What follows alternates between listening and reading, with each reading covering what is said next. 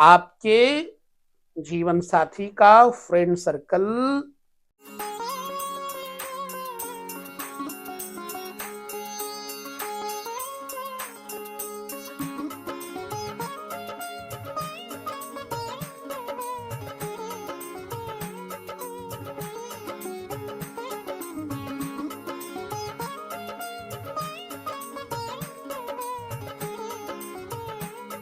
सभी दर्शकों को नमस्कार, जय श्री कृष्ण। कैसा आपका स्पाउस व्यवहार में होगा, आपका स्पाउस का वर्किंग क्षेत्र कैसा होगा, आपका स्पाउस किस तरह के मित्रों के साथ मिलना पसंद करता होगा। जी हाँ, ये सब चीजें आपके अंदर एक जिज्ञासा भरी बातें उत्पन्न कर सकती हैं और ज्योतिष में इसका जवाब है। मजे की बात है कि आप अपने स्पाउस के बारे में जानते तक नहीं हैं, लेकिन पिछले जन्म से ही आपके पीछे वह कर्म लगा हुआ है, तो आपको वह समय आने पर मिलेगा, निश्चित बात है। इसी प्रकार से हमारे जीवन में हमारे जीवन साथी का भी एक योग बना होता है। कब आएगा वो तो जब आएगा तब जानेंगे, लेकिन उससे पहले जानने में आ जाए तो कितना मजा आता है। बहुत बड़ा जीवन का यह एक चमत्कारिक रहस्य आपकी कुंडली में छुपा बैठा होता है, और वो कहां से देखे कि हमारे जीवन साथी यानी स्पाउस का जो मित्र वर्ग होगा कैसे होगा, फ्रेंड सर्कल होगा कैसा होगा। तो आप अपने जन्म कुंडली को देखना शुरू करिए। देखिए, सातवें घर पे जाइए, सातवें घर को उठा करके घुमाइए और लग्न में ले आइए। जब सातवें घर को आप लग्न में लेकर आओगे तो आपके लग्न से जिस तरह से तीसरे घर में जाने पर आपके छोटे भाई बहन, आपका बल पराक्रम, आपका व्यवहार, आपका फ्रेंड सर्कल पता कर लगता है जिन चीजों से, उसी भांति से आपको अपने जन्म कुंडली के सप्तम भाव से नवम भाव को देखने से पता लग जाएगा कि आपका जीवन साथी कौन सी शैली में जीता होगा। तो आइए चलते हैं। चाहे आप नवम भाव देख लीजिए और चाहे आप सप्तम भाव को उठाकर लग्न में लाइए और उसे फिर तीसरे घर से देखिए। यदि जन्म कुंडली में नवम स्थान पर बैठा हुआ कोई विपरीत ग्रह होगा तो जीवन साथी का स्वभाव, कर्म शैली, फ्रेंड सर्कल विपरीत होगा। मीन्स 9th हाउस में बैठे हुए पापी ग्रह जीवन साथी के वर्किंग सिस्टम को बिगाड़ेंगे। आपका जीवन साथी 9th हाउस के मुताबिक व्यवहार करता होगा। फर्ज कीजिए 9th हाउस में मेष राशि है, ठीक, अर्थात सिंह लग्न वालों के लिए 9th हाउस में मेष राशि है तो स्वामी हो गया मंगल, फॉर एग्जाम्पल। अब मंगल तीसरे घर का कारक भाव होता है। अगर मंगल है तो आपका जीवन साथी अत्यंत कर्मठ होगा, भुजा शक्ति युक्त होगा, हैंड वर्किंग अच्छी होगी, साहसी होगा, एनर्जेटिक होगा। तीसरे घर में बैठे हुए ग्रह व्यक्ति के कर्मठता को, व्यक्ति की पावर को दर्शा देते हैं। तो 9th हाउस आपके स्पाउस का जो है मित्र वर्गों का घर माना जाएगा। यहां बैठे हुए सौम्य ग्रह आपके लिए अच्छा करेंगे, परंतु यहां बैठे हुए उद्दंड, क्रूर, पापी ग्रह, पुरुष ग्रह आपके ऊपर उल्टा प्रभाव डाल सकते, पर आपके जीवन साथी को मजबूत बनाते हैं। यदि 9th हाउस में पुरुष ग्रह बैठे हैं तो आपका जीवन संगी पुरुष प्रधान मित्र वर्गों से जुड़ा रहेगा।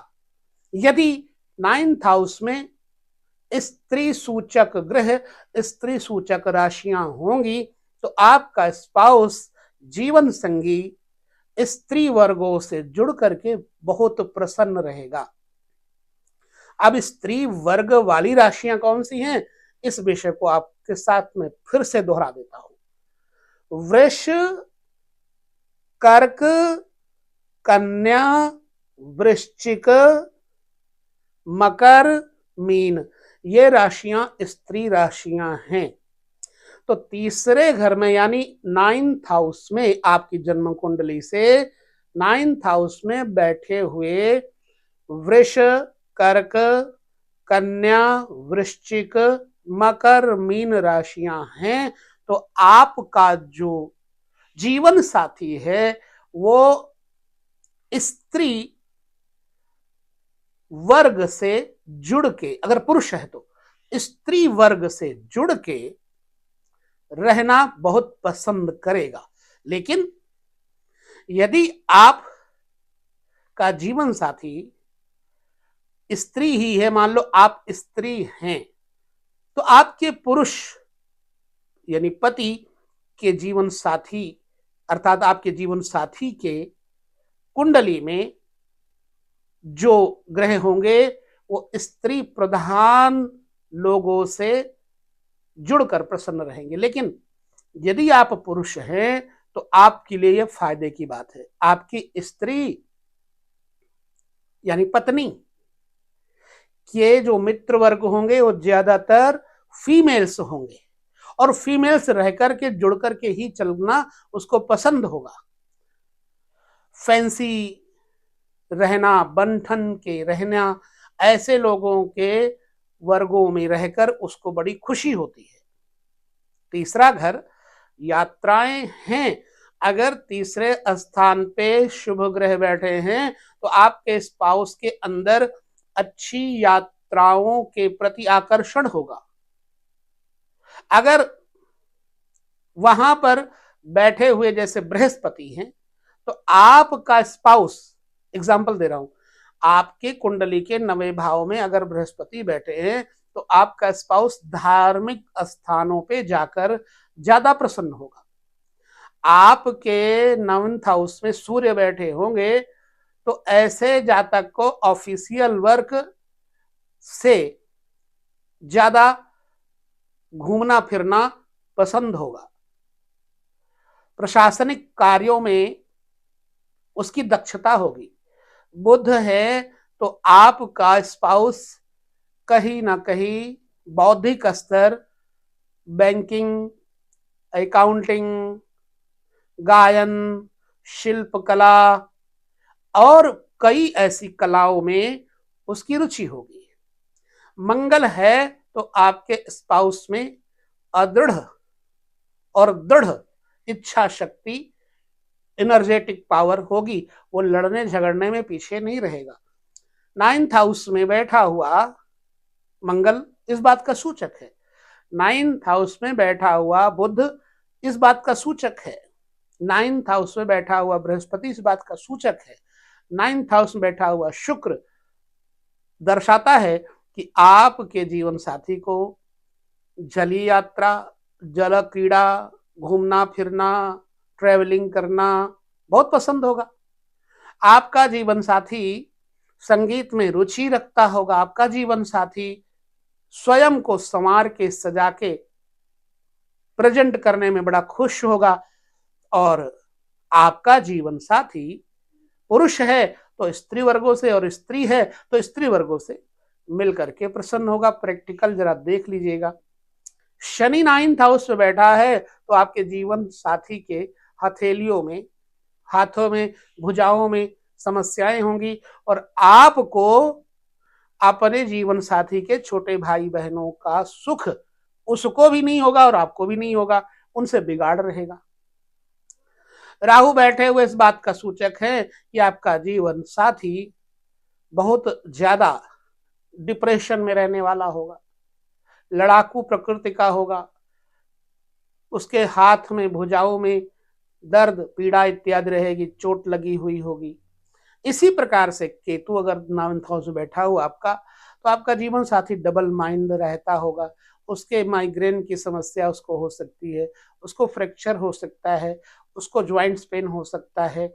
इस तरह से आप जान सकते हैं। तो स्पाउस के भाई बहनों के बारे में भी आप जान सकते हैं। कितने भाई बहन होंगे? जो आपकी जन्म कुंडली में 9th हाउस है, वो आपके जीवन साथी के छोटे भाई बहनों का घर है। अगर यहां पर स्त्री प्रधान ग्रह हैं, तो आपको, अगर आप पुरुष हैं तो सिस्टर इन लॉ का, अगर आप स्त्री हैं तो भी सिस्टर इन लॉ का सुख होगा। अगर आप पुरुष हैं तो आपको साली का सुख भरपूर होगा स्त्री ग्रह होने से। स्त्री ग्रह कौन से हैं भाई? चंद्रमा, शुक्र, इनको स्त्री ग्रह कहा गया है। बुध नपुंसक ग्रह कहा गया है। तो यहां पर बैठे हुए स्त्री ग्रह यदि हैं या इनकी राशियां हैं या फिर इनकी दृष्टि है, तो आपको छोटे साली का सुख होगा। अगर पुरुष ग्रह हैं तो जैसे सूर्य, बृहस्पति, मंगल, इनको पुरुष ग्रह कहा गया। अगर यहाँ पर सूर्य, बृहस्पति, मंगल की राशियां हैं, मीन्स सिंह राशि है, मीन राशि है, धनु राशि है, वृश्चिक राशि है, मेष राशि है, तो आपको छोटे साले का सुख ज्यादा होगा। मतलब आपके जीवन साथी के छोटे भाई बहनों का सुख तो यहां से पता लग ही जाता है। यहीं से आपके जीवन साथी के हैंड राइटिंग का भी पता लग जाता है। ये वो घर है जो मित्र वर्गों का दर्शन कराता है। ये आपके लिए धर्म का घर है, आपके लिए आंतरिक विद्याओं का घर है, आपके पूर्वजों का घर है। लेकिन आपके जीवन साथी के छोटे भाई बहनों का घर है, मित्रों का घर है। यहां पर बैठे हुए शत्रु ग्रह अगर हैं, तो जीवन साथी के छोटे भाई बहनों का सुख उसको नहीं होगा, अर्थात आपको साले सालियों का सुख नहीं होगा। एक ही विषय को लेकर के हम अगर इस पर चर्चा करें तो बहुत बड़ा वीडियो बन सकता है। यहां पर आपके जीवन साथी के अंदर बातचीत करने का सलीका कैसा है वो भी पता लगता है। बैठा हुआ बुध इस बात का सूचक है कि आपका जीवन साथी एक सूझबूझ वाला व्यक्ति होगा, जातक होगा, जिसके बोलने की क्षमता बड़ी अच्छी होगी, जिसके बात करने का लहजा बहुत अच्छा होगा, जो बड़ी बड़ी बातों को चुटकी में संभाल लेता है। यहां बैठे हुए उग्र ग्रह इस बात का सूचक है भाई आपका जीवन साथी छोटी छोटी बातों में उलझ जाया करता है और लोगों को उलझा देता है, लड़ाकू प्रकृति का होता है। आपके जीवन साथी को सोशल मीडिया का शौक है या नहीं है, यही 9th हाउस बता देता है आपका। आपके जीवन साथी का फ्रेंड सर्कल, छोटे भाई बहनों का स्तर, आपके जो जीवन साथी का हस्तक्रिया, शिल्प कला इत्यादि का स्किल कितना है, ये 9th हाउस बता देता है। और इसके ऊपर रिसर्च करके देखना जरूरी नहीं है कि सारी बातें आपको साबित करके मैं दिखा दूं या सच हो, आपके अध्ययन पर निर्भर करता है। क्या है ये आप खुद देखिए। अगर आप शादीशुदा हैं तो आप अपनी पत्नी की कुंडली ना देख करके अपनी कुंडली देखिए और आप अपनी पत्नी के बारे में जान सकते हैं, पुरुष हैं तो। अगर आप स्त्री हैं, शादीशुदा हैं, तो आप अपने पति के जीवन साथी के भाई बहनों के बारे में आप जान सकते हैं। और जिनकी शादी हो गई है उनको इस बात के अच्छे अनुभव हुए हैं, और जिनकी नहीं हुई है उनको अभी होने बाकी हैं, इसलिए कुछ वो कह नहीं सकते। तो तीसरा भाव व्यक्ति व्यक्ति के कर्तव्यों का है और कर्तव्यनिष्ठ व्यक्ति है या नहीं। इसलिए आपका 9th हाउस अगर सक्रिय है तो आपका जीवन साथी सक्रिय होगा, व्यवहार कुशल होगा। निष्क्रिय है तो आपका जीवन साथी व्यवहार में निष्क्रिय होगा। तो छोटे से वीडियो में आपके 9th हाउस से आपको अपने स्पाउस के बारे में जानना संभवतः रुचिकर लगा होगा। और हां, अगर कुछ आपको इसमें से पॉइंट्स मिलते हैं तो हमें, हालांकि लोगों के बहुत अच्छे कमेंट्स मिलते हैं, वो बोलते हैं कि 80%, कोई बोलते 90% हमारे जीवन में ये सत्य साबित हुआ है जो आपने बताया। तो उसी प्रकार से आप इस घर के बारे में जो मैंने चर्चा की, शायद इतने अच्छे तरीके से डिफाइन नहीं कर पाया हूं मैं आज, लेकिन आपको समझ में आया हो या मेरा डेफिनेशन 3rd हाउस का, तो जरूर बताइएगा। मैं एक बात और कह दूं, 9th हाउस का कारक बृहस्पति है आपका। अगर आपका बृहस्पति 9th हाउस में बैठा है तो निश्चित ही, या 9th हाउस को देखता है तो निश्चित ही आपका जीवन साथी अत्यंत धार्मिक प्रवृत्ति का होगा, अत्यंत चरित्र शुद्ध वाला होगा और दृढ़ निश्चयी होगा। आपके माता पिता भाई बहनों के साथ आपका जीवन साथी मिलकर चलने वाला होगा, सुरुचि के अनुसार नहीं, नीति के अनुसार आपका जीवन साथी आपका भरसक साथ देने वाला होगा, धार्मिक प्रवृत्ति का, सदाचारी, संस्कारी होगा। हां, अब आप कह दो नहीं ऐसा है, तो आप देखिए भाई, आपके बृहस्पति को जो 9th हाउस में बैठा है या 9th हाउस में देख रहा है, उस पर कोई बुरे ग्रह की दृष्टि होगी या फिर बृहस्पति शत्रु ग्रही होगा, शत्रु राशि में बैठा होगा, तब ये परिणाम आपको नहीं मिलेंगे। नहीं तो ये परिणाम आपको अवश्य में मिलेंगे।